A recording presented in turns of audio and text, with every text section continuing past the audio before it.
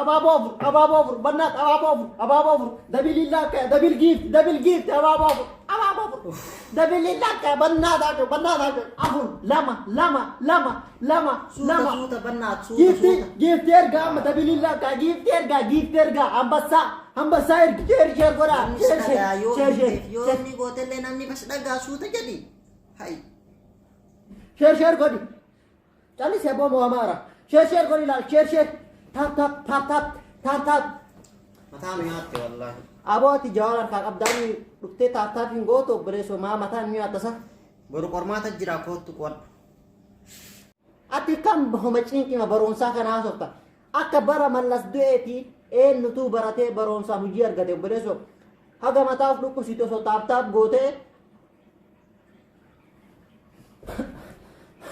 تاب غراسين تاب قرماتا برا كنايو أتي ترتي Aboo kiyyaa ammaa mataan nyaata aboo ati nurraa si kanamni baratee hojii argatan jiru kootu taaf godhiiti doolaara takka yoo arganne boru ittiin shaayii dhuyina bileesoo namni baratee hojii argatan jiru. Bar namni wanti baratuuf mindaa qofa ittiin argachuuf osoo hin ta'in jireenya kamuu keessatti bara namni baratu furmaata hin dhabu.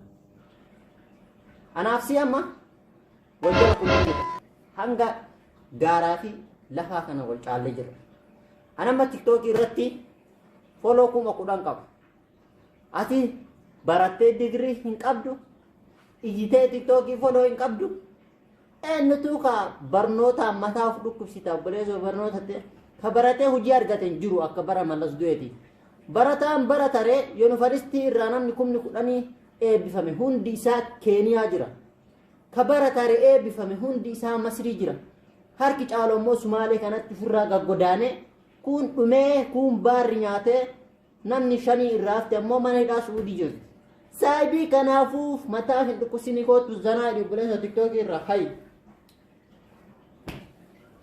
Habiboche shiddu Habiboche share tap A few moments later.